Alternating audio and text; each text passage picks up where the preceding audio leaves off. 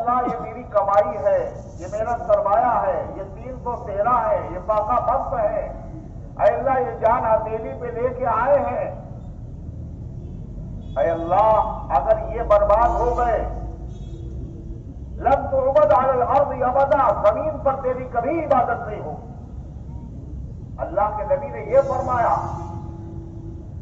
اور آپ کی مبارک چادر گر گئی اور سجدے میں آپ پڑے ہوئے ہیں اور اللہ سے دعا کر رہے ہیں الہی افواہد غیرت المعراج پورا کر، محمد سے جو وعدہ کر چکا ہے آج پورا کر۔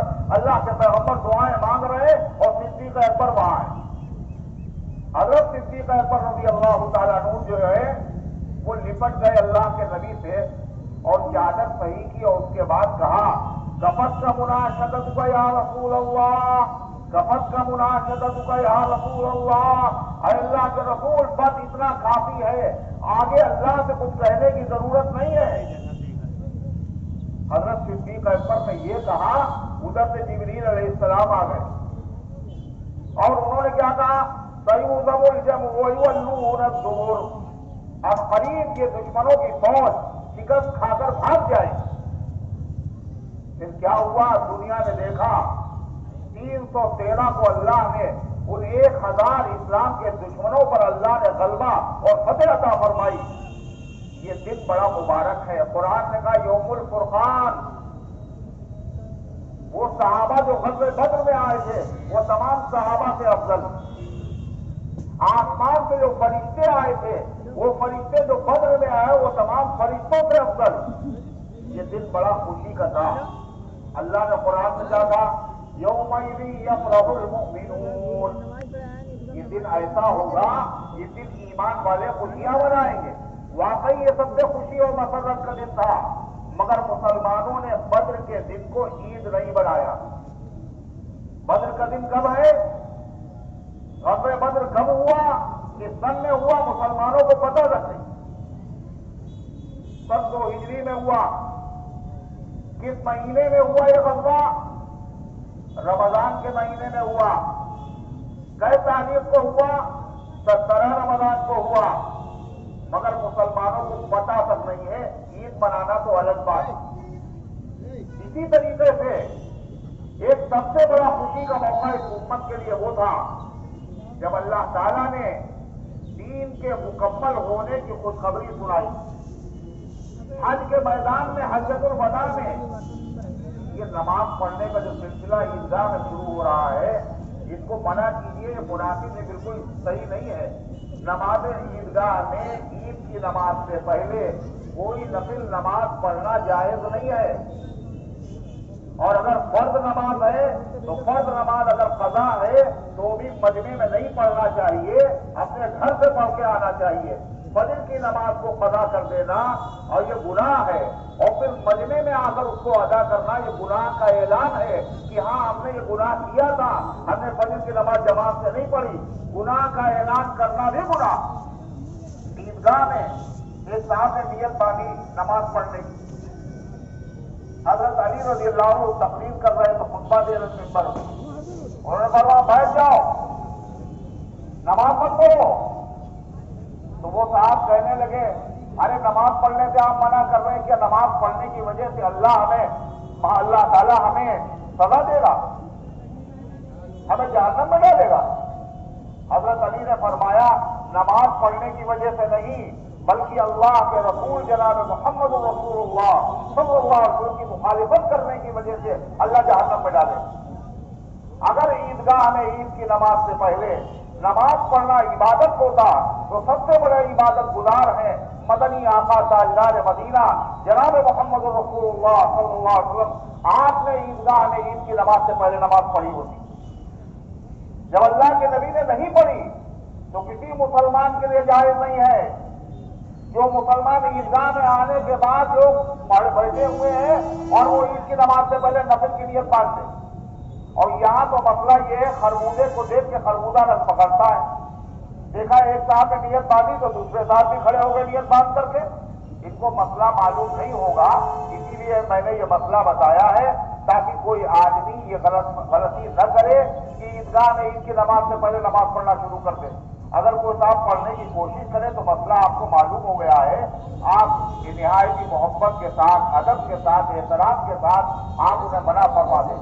تو میں عرض یہ کر رہا تھا کہ سب سے زیادہ خوشی کا دن کون سا تھا؟ وہ نعمت اللہ نے اس امت کو عطا فرمائی، کسی امت کو نہیں. آخری حج تھا حضور پاک صلی اللہ علیہ وسلم، حجۃ الوداع. قرآن کی آیت نازل ہوئی کیا؟ اليوم اکملت لکم دینکم واتممت علیکم نعمتی ورضیت لکم الاسلام دینا. آج ہم نے تمہارے لیے تمہارے دین کو پورا کر دیا، اپنی نعمت کو تمام کر دیا، اور اے مسلمانوں تمہارے لیے مذہب اسلام کو ہم نے پسند کیا. یہ نعمت کسی پیغمبر کی امت کو نہیں ملی. بھائی صاحب یہ جو چندے کا سلسلہ ہے یہ باہر کیجیے گا، یہاں نہیں، ابھی نہیں، باہر گیٹ پہ کھڑے ہوگا. یہاں الزام ہے، بیان کے دوران نہیں. جو ہوگا اللہ دے گے، اللہ تعالیٰ کی مدد. رک جائیے، کوئی حرج نہیں. یہاں پر لوگوں کو بٹھائیے جو بیچ میں جگہ پانی ہے. تو میں اور یہ کر رہا تھا کہ عید کا دن جو ہے ایک یہودی حضرت فاروق اعظم رضی اللہ عنہ کی خدمت میں آیا، اور آنے کے بعد اس نے کیا کہا؟ عمر ابن خطاب امیر المومنین، آپ کے یہاں قرآن کی ایسی آیت نازل ہوئی ہے، اگر ہمارے مذہب میں یہ آیت نازل ہوتی تو ساری یہودی قوم اس دن عید مناتی. وہ کون سی آیت تھی؟ یہی آیت، مسلمانوں تمہارا دین مکمل ہو گیا، نعمت اللہ نے پوری کر دی، دین اسلام کو تمہارے لیے پسند کر لیا. مگر مسلمانوں نے اس دن عید نہیں منائی. کیوں؟ مسلمان کہتے ہیں اللہ کے حکموں کو ماننے والا. اللہ کا آرڈر کیا ہے؟ صرف 2 دن تمہیں عید منانا ہے، ایک عید الفطر اور ایک عید الاضحیٰ. یہ مسلمانوں کی اپنی مقرر کردہ عید نہیں ہے، بلکہ اللہ تبارک و تعالیٰ نے مسلمانوں کے لیے عید کے یہ 2 دن مقرر کیے ہیں، ایک عید الاضحیٰ اور ایک عید الفطر. اور دونوں عیدوں کی بنیاد کیا ہے؟ کوئی ایسا واقعہ جو پچھلے زمانے میں پیش آیا وہ نہیں ہے، بلکہ کیا کہا؟ عید الفطر کب ہوگی؟ جب عظیم الشان عبادت مسلمان روزے پورے کریں گے، تو روزے پورے ہونے کے بعد اللہ تعالیٰ کے دربار میں شکر کا نذرانہ پیش کرنے کے لیے عید منائیں گے، اس کا نام عید الفطر ہے. اور جب مسلمان دوسری بڑی عبادت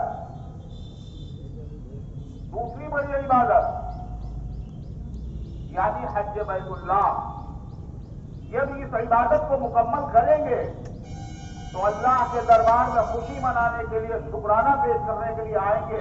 اس عید کا نام ہے عید الاضحیٰ اور بقرعید. ایسا نہیں ہے کوئی عمل ہوا تھا، ہر سال مسلمان روزے رکھیں گے اور خوشی منانے کے لیے عید منائیں گے. ہر سال حج ہوگا اور حج کے بعد مسلمان خوشی اور مسرت کا دن ہوگا اور مسلمان عید منائیں.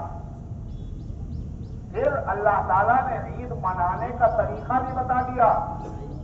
یہ نہیں ہے کہ شرابیں پیئیں گے، تالیاں بجائیں گے، شور مچائیں گے، جھنڈیاں لگائیں گے، جو بھی چاہے کریں گے. نہیں، یہ مسلمانوں کی عید ہے.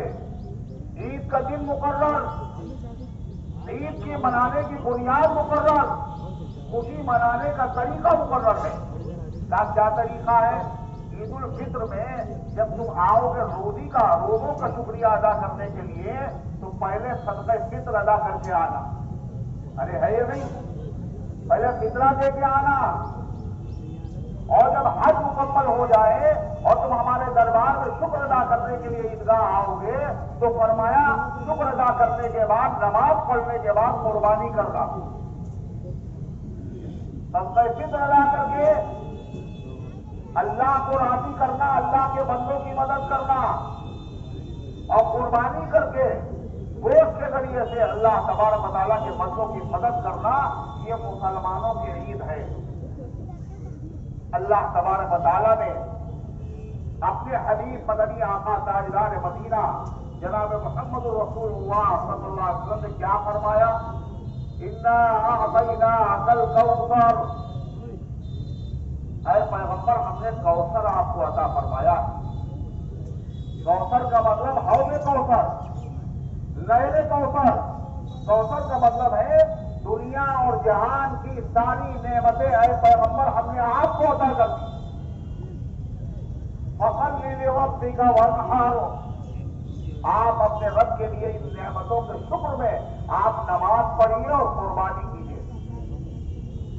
ان شانئک هو الابتر، آپ کا دشمن بے نام و نشان ہو جائے گا۔ مطلب قرآن کی آیت کب نازل ہوئی؟ جب اسلام کے دشمن نے، نبی کے دشمن نے اللہ کے نبی کی شان میں گستاخی کی تھی۔ غور سے سننا جو بات میں کہنے جا رہا ہوں۔ قرآن کی یہ سورت کب نازل ہوئی؟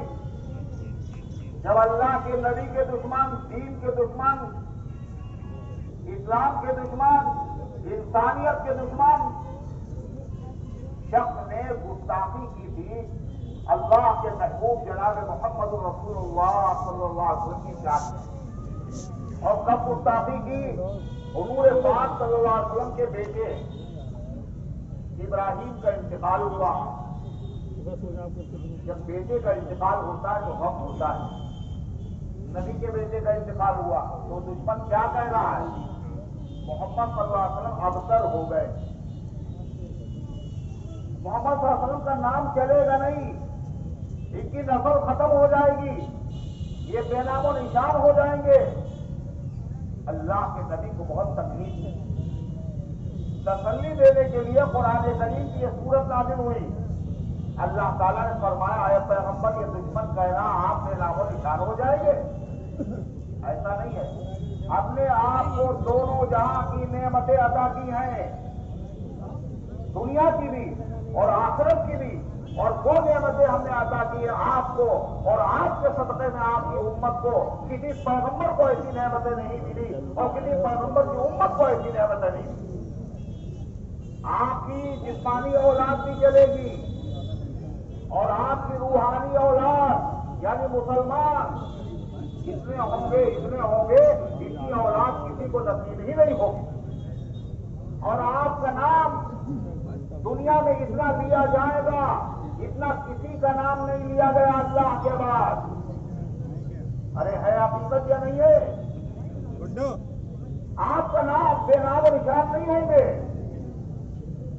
آپ کا نام دنیا میں زندہ رہے گا، آپ کا نام زمین پر لیا جائے گا، آپ کا نام آسمانوں پر لیا جائے گا، آپ کا نام فضاؤں میں لیا جائے گا، آپ کا نام ہواؤں میں لیا جائے گا۔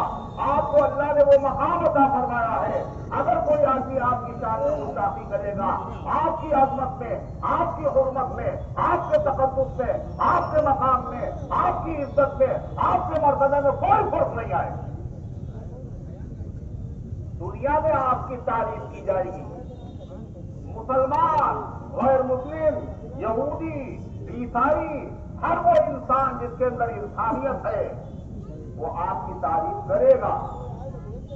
آپ کی تعریف نمازوں میں ہوگی، آپ کی تعریف اذانوں میں ہوگی، آپ کی تعریف خطبوں میں ہوگی، آپ کی تعریف مساجد میں ہوگی، مدارس میں ہوگی، مراکز میں ہوگی، سڑکوں پر ہوگی، میدانوں میں ہوگی، ہر جگہ آپ کا تذکرہ ہوگا اور ہر لمحے ہوگا اور ہر مقام پر ہوگا اور ہر ملک میں ہوگا اور ہر جگہ ہوگا، ہر وقت ہوگا۔ ارے ہو رہا نہیں ہو رہا ہے؟ اذان کہاں نہیں ہوتی؟ ہر جگہ اذان میں کیا ہے؟ اشہد ان محمد رسول اللہ۔ اچھا پھر لکھنؤ میں 7 بجے، ڈاکوری میں بڑھے تو کیا ہوا؟ 7 بجے نہیں بلکہ 58 منٹ پہ 6:58، اور رحیم آباد میں بڑھے تو 6:55، کٹیلا پہنچے 6:50، بالغوں پہنچے تو اس کے بعد 6:45۔ پڑھتے جائیے، ہر لمحے میں اذان ملے گی پوری دنیا میں۔ یہ اللہ کا اعلان، اللہ تسلی دے رہا ہے۔ اور کیا کہا؟ اے پیغمبر صلی اللہ علیہ وسلم آپ کی عظمت میں نہ فرق آیا تھا، نہ آیا ہے، نہ آئے گا۔ فرمایا ہم نے آپ کو اتنی نعمتیں عطا کی ہے، آپ کی امت کو اتنی نعمتیں عطا کی ہے۔ اے پیغمبر صلی اللہ सल्लल्लाहु अलैहि वसल्लम आप शुक्र अदा कीजिए, और ऐ मुसलमानों, ऐ पैगंबर के गुलामों, तुम भी शुक्र अदा करो। अल्लाह कैसे शुक्र अदा करें? अल्लाह ताला ने फरमाया फसल्लि लिरब्बिका वन्हर, अपने परवरदिगार के लिए नमाज पढ़िए, कानून हाथ में न लीजिए, कानून हाथ में न लीजिए, जल्दबाजी न होइए। फसल्लि लिरब्बिका वन्हर, शुक्र अदा कीजिए अल्लाह ताला का। कैसे अदा करें? नमाज पढ़िए, वन्हर और कुर्बानी कीजिए। अल्लाह के रसूल सल्लल्लाहु अलैहि वसल्लम ने कैसे नमाजें पढ़ी बताया? पैरों पे बर्म आ गया, खून रिसने लगा। आयशा सिद्दीका रज़ी अल्लाह अन्हा कह रही, आका आप तो बख्शे बख्शाए हैं, इतनी मेहनत करने की क्या जरूरत? आपने क्या कहा? या आयशा कफला अकून अब्दन शकूरा, आयशा क्या हम अल्लाह के शुक्रगुजार बंदे न बने? अल्लाह ने वो नेमत हमें अता फरमाई है जो किसी को नहीं अता फरमाई है, मेरा शुक्र भी ज्यादा अदा होना चाहिए। आपने नमाजें पढ़ी और अल्लाह के रसूल सल्लल्लाहु अलैहि वसल्लम कुर्बानी की। वन्हर, कुर्बानी कीजिए। अल्लाह के रसूल सल्लल्लाहु अलैहि वसल्लम ने कितनी कुर्बानी की? 10 साल रहे आप मदीना तैयबा में, 63 साल की आपकी उम्र मुबारक, 40 साल की उम्र में आपको नबूवत मिली। उसके बाद 13 साल मक्के में आप रहे, 10 साल आप मदीने में रहे। ये सूरत मदीने में नाज़िल हुई, इन्ना आतैना। अल्लाह के रसूल सल्लल्लाहु अलैहि वसल्लम ने इस 10 साल में कभी ऐसा नहीं हुआ कि कुर्बानी न की हो, हमेशा कुर्बानी की आपने। और कई कुर्बानियां की आपने, एक नहीं 2। और सहाबा के पास कैमरा बहुत अच्छा था, एक एक अदा अल्लाह के पैगंबर की रिकॉर्ड की उन्होंने। नबी सल्लल्लाहु अलैहि वसल्लम यौम ज़बहत अबशईन, अल्लाह के नबी ने कुर्बानी के दिन 2 दुम्बे ज़बह किए। कैसे थे वो? अमलहैन, इस कमरे से दोनों बड़े खूबसूरत। मालूम हुआ कुर्बानी का जानवर खूबसूरत हो तो अच्छा है। अकरनैन, दोनों सींग वाले थे, ये दोनों के सींग बड़े थे। मौजूइन, और दोनों दुम्बे खस्सी थे, खस्सी। मालूम हुआ खस्सी जानवर की कुर्बानी करना सुन्नत है। कोई प्रोपेगेंडा करे तो उसके प्रोपेगेंडे में नहीं आना है। सांप नहीं कटा होना चाहिए, दुम नहीं कटी होना चाहिए, और खस्सी में तो एक आदमी गायब होता है, तब हुआ करे गायब।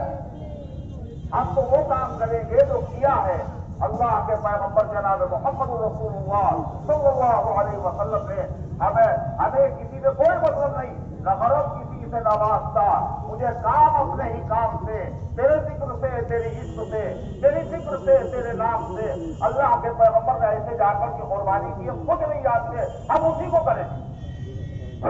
और जानवर का खस्सी होना ये ऐब नहीं है, ये कमाल है। ऐब से मना किया गया। उसकी कीमत भी ज्यादा होती है और उसका गोश्त भी उम्दा होता है और वो ज्यादा कीमती भी होता है। तो अल्लाह के पैगंबर सल्लल्लाहु अलैहि वसल्लम ने अल्लाह का शुक्र अदा किया, और 1 साल में 10 साल तक पूरी जिंदगी आप कुर्बानी फरमाते रहे। और कैसी कुर्बानी? 2 दुम्बे। एक कुर्बानी किसकी तरफ से? फरमाया अल्लाहुम्मा तक़ब्बलहु मिन्नी, अल्लाह मेरी तरफ से कबूल फरमा ले।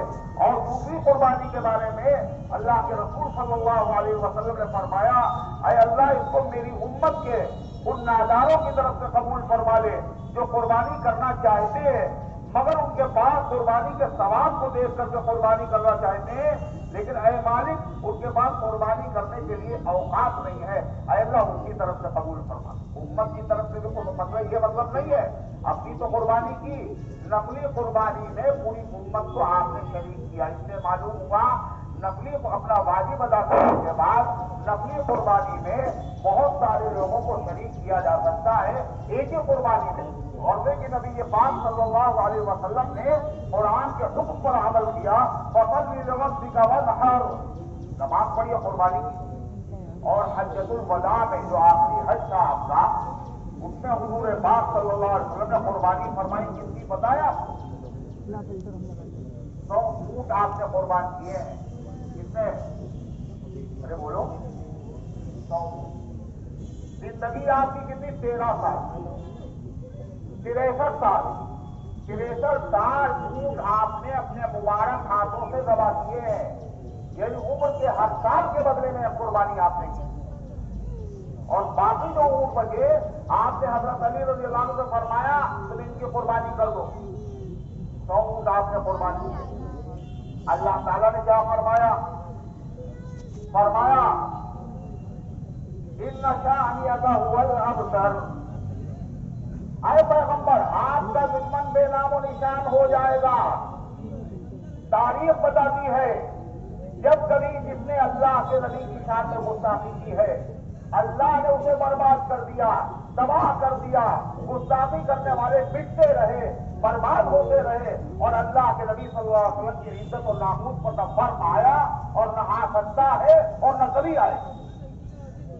آج اس ماحول میں ہم جی رہے ہیں. ہمارے اس ملک ہندوستان میں ایسے کچھ لوگ ہیں جو ملک کے دشمن، وطن کے دشمن، انسانیت کے دشمن ہیں، جنہوں نے آخری پیغمبر محمد رسول اللہ صلی اللہ علیہ وسلم کی شان میں گستاخی کی ہے. المسلمانوں، قرآن کی صورت میں اللہ سبق دے رہا ہے کہ نبی کے دشمن، دشمنی کرنے والے یہ پہلے بھی برباد ہوئے اور پھر برباد ہوں گے. اللہ تعالیٰ نے کیا فرمایا؟ نبی کی عزت میں کوئی فرق نہ پہلے آیا تھا نہ آج آیا ہے نہ کبھی، بولو، نہ کبھی آیا. کیوں؟ سورج میں جو آدمی پھونکے گا تو پھونک کہاں جائے گا؟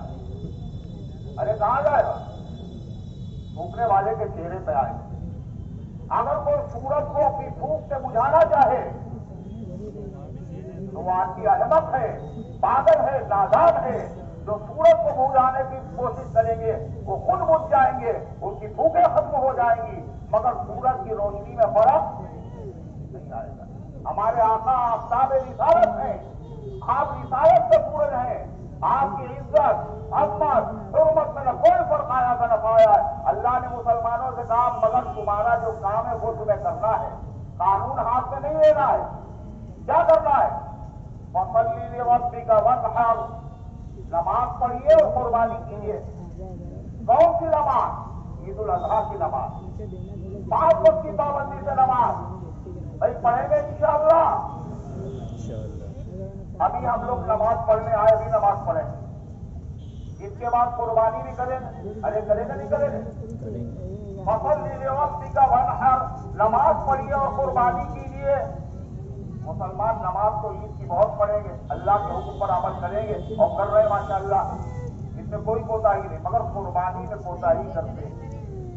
بہت قربانیاں ہوتی، بہت ہوتی.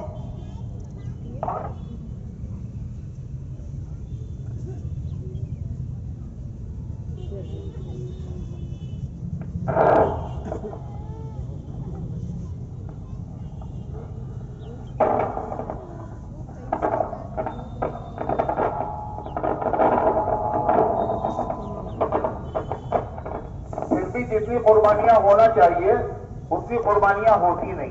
کیوں؟ اس لیے نہیں کہ مسلمانوں کو اپنے نبی سے محبت نہیں. اس کی بنیاد کیا ہے پتہ ہے؟ لا علمی، جہالت، ناواقفیت. بہت سے مسلمان یہ سمجھتے ہیں ہمارے اوپر قربانی واجب ہی نہیں، حالانکہ ان کو مسئلہ معلوم نہیں. 52.5 تولہ چاندی جس کے پاس ہو یا 52.5 تولہ چاندی جتنے کی آتی ہے اس وقت اس کی قیمت کتنی پتہ ہے؟ 36,000. جس کے پاس 36,000 روپیہ ہو، یا نہ سونا ہے نہ چاندی ہے، غیر ضروری سامان ہے، اور کتنا ہے وہ 36,000 یا اس سے چاہیے اتنا زیادہ ہو. عورتوں کے پاس زیورات ہیں، گھروں میں دیگیں ہیں، تسلے ہیں، ڈبل موبائل ہیں، ایک موبائل 40,000 کا، اور ڈبل موبائل. ایسے ہر مسلمان پر مرد ہو یا عورت، نوجوان ہو یا بزرگ، شہری ہو یا دیہاتی، شادی شدہ ہو یا غیر شادی شدہ، اس پر قربانی کرنا واجب ہے. اور اگر نہیں کی قربانی تو اس نبی کا نام لیتے ہیں نا جس نبی کے صدقے میں جنت میں جائیں گے وہ نبی کیا کہہ رہے ہیں؟ خفا ہے. من وجد سعادن لئن یضحی، جو قربانی کر سکتا ہو فلم یضحی، پھر وہ قربانی نہ کرے. فلا یقربن مصلانا، وہ ہماری عیدگاہ کے قریب نہ آئے. یہ کب کہا جاتا ہے؟ میاں ہمارے مکان کے قریب نہ دکھنا. کسی سے جب آدمی کہتا ہے ادھر دکھ نہ جانا، جب خوش ہوتا ہے جب ہی کہتا ہے ادھر دکھ نہ جانا، ہے نا؟ کہے ہاں. کب کہتا ہے؟ دکھائی نہ دے گا. جب خوش ہوتا ہے جب ہی نہ کہتا ہے. جب ناراض ہوتا میاں دکھنا نہیں. اللہ کے نبی کا جب قربانی کر سکتے تھے اور تم نے قربانی نہیں کی، ہماری عیدگاہ کے قریب نہ دکھنا. کون ناراض ہو گیا؟ جو سفارش کرنے والے، جو کوثر کا جام پلانے والے ہیں، جن کی شفاعت سے جنت میں داخلہ ہوگا. اس لیے مسلمانوں، قربانی واجب ہے تو قربانی کرو. شریعت کو یہ چاہتی ہے قربانی اگر واجب نہ بھی ہو، جبکہ قربانی کا ثواب اتنا زبردست ہے، اتنا زبردست ہے، ہر مسلمان کو چاہیے اللہ تعالیٰ توفیق دے اگرچہ واجب نہ ہو پھر بھی قربانی کرے. کیوں؟ اللہ کے رسول صلی اللہ علیہ وسلم نے فرمایا، مشہور حدیث ہے، کیا؟ جو شخص ذی الحجہ کا چاند دیکھے وَأَرَادَ أَن يُضَحِّيَ، اور قربانی کا ارادہ ہو. غور سے سنیے گا، اللہ کے نبی نے تو ذی الحجہ کا چاند دیکھے اور قربانی کا ارادہ ہو، یہ نہیں کہا جس پر قربانی واجب ہو. جو قربانی کرنا چاہے. کیوں؟ اللہ کے نبی جانتے تھے، آپ کو پتا تھا میری امت کے لوگ قربانی واجب نہیں ہوگی مگر ثواب حاصل کرنے کے ارادے سے وہ قربانی کرے. فرمایا جو قربانی کا ارادہ کرے وہ کیا کرے؟ اے بھائی صاحب، یہ کالے کرتے والے کیا بات ہے؟ آپ کھڑے ہوں گے بھی، مطلب کہاں آپ بیٹھے ہوں گے؟ آپ کو یہ نہیں پتا ہے؟ اللہ کے دربار میں بیٹھے ہوئے، سارے لوگ بیٹھے ہوئے ہیں. کوئی ایسا کام نہ کیجیے، دربار میں آئے تو ادب و احترام کے ساتھ بیٹھے. کوئی ضرورت ہو تو کھڑے ہو جائے، پیٹ میں درد ہو، اللہ نہ کرے. تو میں آج یہ کر رہا تھا، فرمایا کہ جو آدمی قربانی کا ارادہ رکھتا، یہ کیوں کہا آپ نے؟ قربانی واجب نہیں ہوگی مگر پھر بھی امتی ثواب حاصل کرنے میں قربانی کریں گے. جیسے حضور پاک صلی اللہ علیہ وسلم کی لخت جگر حضرت فاطمہ زہرا، یہ کون ہے؟ اللہ کے نبی کی بیٹی ہے نا. آپ نے ان سے کیا کہا؟ فاطمہ، جب تمہاری قربانی کا جانور ذبح ہو تو اپنی قربانی کے جانور کے قریب کھڑی ہو جانا. کیوں؟ اور میں جیسے قربانی کے جانور کا پہلا خطرہ زمین پر گرے گا اللہ تمہارے تمام گناہوں کو معاف کر دے گا. اللہ کے رسول میرے لیے یا میری یا آپ کی پوری امت کے لیے؟ آپ نے فرمایا تمہارے لیے بھی اور پوری امت کے لیے. تو فاطمہ زہرا قربانی کر رہی تھی نا؟ ارے کر رہی تھی نہیں کر رہی تھی؟ جبھی تو باپ قربانی کے پاس کھڑی ہو جانا.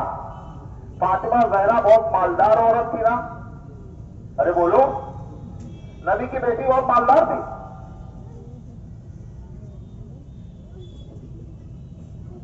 نبی کی بیٹی بہت مالدار تھی. باپ تھے ان کے پاس، جائیداد تھی ان کے پاس، پراپرٹی تھی ان کے پاس. ان کے گھر کا حالت تو یہ تھا، حضرت فاطمہ زہرا رضی اللہ عنہا کے ہاتھ میں ڈنڈے پڑ گئے تھے، کاہے تھے؟ چکی پیسنے. اور کمر پر نیل کا نشان پڑ گیا تھا پانی کا پسینہ اٹھانے سے. اور کپڑے گرم میں ہٹ گئے تھے گھر میں جھاڑو دینے سے. حضرت علی کو ترس آیا اور کہنے فاطمہ تمہارے والد کے پاس غلام آئے، غلام مانگ لاؤ تاکہ تمہیں آرام ہو جائے. حضرت فاطمہ زہرا رضی اللہ تعالیٰ تشریف لے گئی. وہاں مجمع تھا آدمیوں کا، وہ حیا کی وجہ سے وہ اس میں نہیں جا پائی، مجمع میں نہیں گئی. حضرت عائشہ صدیقہ رضی اللہ تعالیٰ عنہا نے کیا کیا؟ حضور صلی اللہ علیہ وسلم کو بتایا. جب آپ آئے تو آپ تشریف لائے، فاطمہ زہرا کے گھر گئے اور حضرت علی اور فاطمہ دونوں لیٹے ہوئے تھے. آپ اٹھنے لگے تو آپ کا لیٹے رہو. پھر آپ بیچ میں بیٹھ گئے اور آپ نے فرمایا سنو, جب تک بدر کے یتیموں کو غلام نہیں ملے گا میں تمہیں غلام نہیں دے سکتا.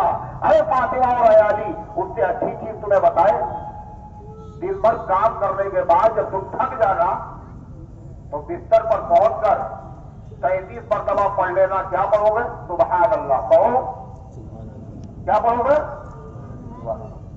اور 33 مرتبہ الحمدللہ, اور 34 مرتبہ اللہ کا. یہ غلام سے اچھا ہے.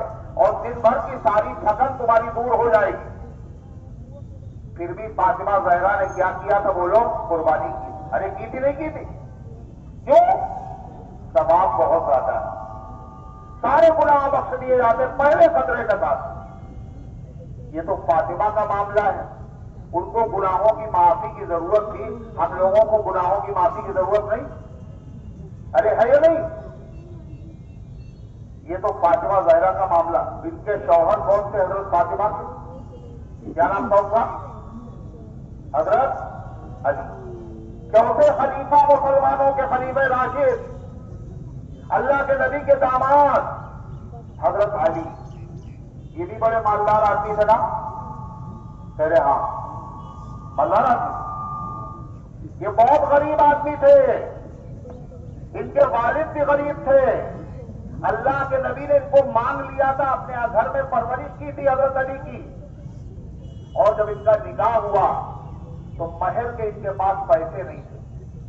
آپ نے کہا زرا بیچو, مہر ادا کرو. اتنے غریب تھے حضرت علی. کبھی زکات فرض نہیں ہوئی, صاحب نصاب نہیں ہوئے, مگر جب بھی قربانی کا موسم آتا تو حضرت علی قربانی کرتے تھے. اور کئی قربانیاں کرتے تھے بولو؟ 2.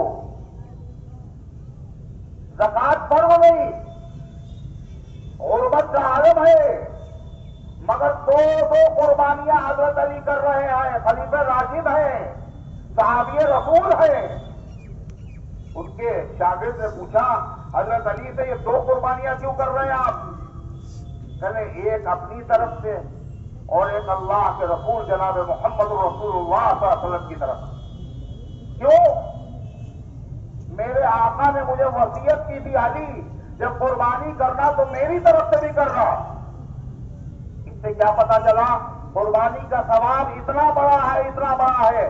اللہ کے نبی چاہتے ہیں کہ امت میری طرف سے بھی قربانی کرے. ارے ہے یا نہیں؟ لہذا ہر مسلمان کو جو صاحب حیثیت ہے, اور وہ مسلمان جس کے پاس جس پر قربانی واجب نہیں ہے, قربانی کے ثواب حاصل کرنے کے لیے اسے قربانی کرنا چاہیے. کیسے کریں گے؟ کا بکرا تو بڑا مہنگا, کا بکرا ضروری تھوڑی ہے. الجذور عن 7 البقرۃ عن 7 حدیث میں آتا ہے, ایک اونٹ میں 7 آدمی شریک ہو سکتے ہیں, بڑے جانور میں 7 آدمی شریک ہو سکتے ہیں. اور فرمایا یہ نہ سوچنا بکرا زیادہ قیمتی ہے اور حصہ لینا عیب ہے, نہیں.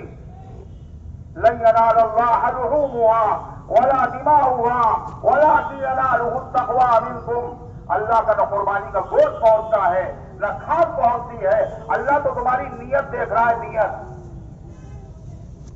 قربانی واجب بھی نہیں تھی, پھر بھی میرے بندوں نے قربانی کی ہے. بڑا ثواب ہوگا. کتنا ثواب ہوگا؟ بكل شعرة حسنہ, ہر بال کے بدلے میں 1 قربانی. حضرت علی 2 قربانی کیوں کر رہے تھے؟ اللہ کے نبی نے کہا کہ میری طرف سے کرنا. ارے کہا تھا نہیں کہا؟ علی تو غریب تھے, مگر ہم لوگ نبی کے صدقے میں اللہ نے ہم لوگوں کو بہت نوازا. ارے نہیں نوازا ہے؟ نبی کے صدقے میں اللہ نے بہت نوازا ہے ہر مسلمان.